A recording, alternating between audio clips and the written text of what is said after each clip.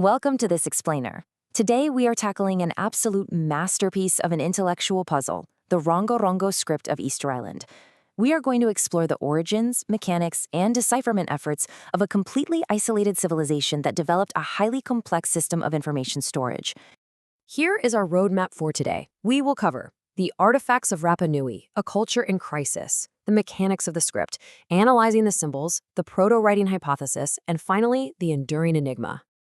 Part 1. The artifacts of Rapa Nui, tangible evidence of an island's written past. Take a look at this surviving Rongorongo tablet. The Rapa Nui people literally carved these dense hieroglyphics into wooden boards. Scribes used sharp objects, think obsidian flakes or even shark teeth, to meticulously etch these symbols. And the script itself contains about 120 basic symbols drawn right out of their natural environment. We're talking representations of men, fish, birds, astronomical signs, and geometric shapes. It is absolutely crucial to note that these physical objects represent the only ancient writing system found anywhere in Polynesia. Now here is the heartbreaking part. Only 25 of these authentic wooden artifacts survived the destruction of the island's culture. They vary greatly in shape and size, and today they reside in scattered museums around the globe. This extreme scarcity severely limits modern research efforts. Across those remaining 25 artifacts, experts have cataloged right around 14,000 surviving characters in the entire written corpus. That is the complete data set available to historians and linguists. To put that into perspective, it's a tiny window into a whole world. We must extract all our structural knowledge from this finite collection of symbols. Section 2. A Culture in Crisis, the Devastation of Rapa Nui. So, what actually happened? Well, the island's inhabitants faced severe devastation in the centuries following European contact in 1722. First, Peruvian raiders kidnapped islanders for the slave trade. Then, introduced diseases ravaged the remaining population. Furthermore, zealous missionaries who suspected the script was a work of the devil conducted public burnings of the wooden tablets. This was a completely devastating blow, because reading Rongorongo was an exclusive skill. It was reserved entirely for the highly literate priestly class. The rapid death of this elite class severed the chain of knowledge permanently. By the time researchers attempted to enlist native help to translate the symbols in the mid-19th century, the islanders either refused or simply no longer knew the meanings. Part 3. Mechanics of the script. Structural reading properties. Let's get into how this actually works. The standard format for Rongorongo is inverse boustrophedon. This term translates from Greek as ox turning, mimicking the path of an ox plowing a field. This establishes a highly disciplined reading protocol for both the scribe and the cantor. The reading structure here is highly kinetic. You begin at the bottom left corner and read horizontally to the right. Upon reaching the edge, you execute a 180-degree board-turning rotation to properly orient the next line.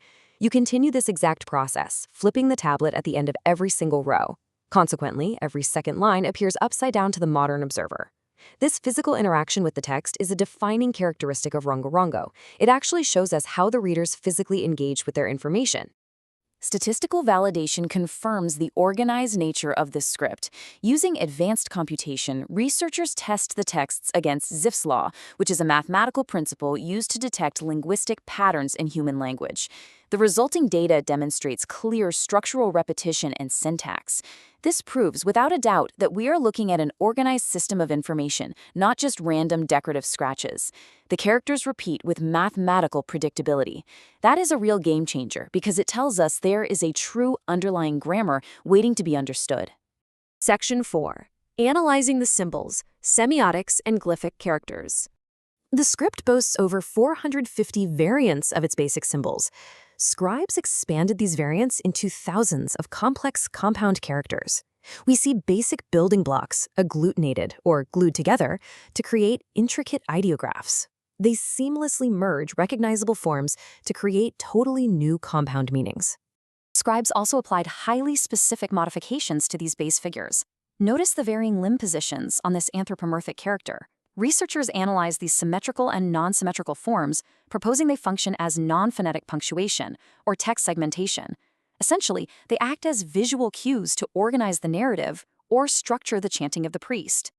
Furthermore, scribes utilized rebuses to represent abstract concepts through homophones. A glyph of a common noun can substitute for an abstract concept that sounds identical in the spoken language. Alongside rebuses, they used metonyms, proxies for broader cultural ideas. For instance, we see a stylized bird figure representing Tahune, a figure from Polynesian mythology who supported the heavens. However, while we can identify these structural techniques, the exact historical meaning of many symbols remains a mystery. We recognize the grammatical architecture, but the lexicon eludes us. Part 5. The Proto-Writing Hypothesis. Classifying the unreadable. Scholars divide these undeciphered historical marks into two primary categories. True linguistic scripts encode specific phonetic and grammatical structures of a spoken language. Conversely, symbolic systems function as mnemonics, ideographic shorthand, or proto-writing. Most historians categorize Rongorongo as this latter form. It likely functioned as a highly sophisticated memory aid to stimulate the recitation of the cantor, rather than a phonetic alphabet intended to capture every spoken syllable. This distinction absolutely matters because it reshapes how we define writing and memory preservation entirely. There are two primary conflicting theories regarding its origin. Some scholars argue Rongorongo represents a rare, independent invention of a proto-writing system created in total isolation. Conversely, the theory of transcultural diffusion suggests the islanders created this structured communication system only after encountering European alphabets during early contact. Both theories present incredibly compelling historical arguments. Section 6. The Enduring Enigma, Recording Human Memory. Artifacts like this sacred amulet confirm the deep integration of the symbolic language into Rapa Nui culture. The intricate lines and symbols clearly carry profound cultural weight.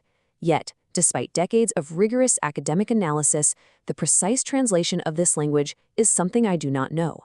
The voices of the scribes remain completely silent. These silent wooden tablets firmly demonstrate our ancestral drive to externalize memory.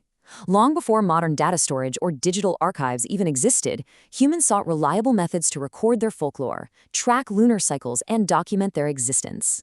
Rongorongo represents one of the most beautiful and enigmatic beta versions of human information storage. It forces us to ask a tough question: how much of our own modern knowledge relies on physical formats that could vanish in a single generation?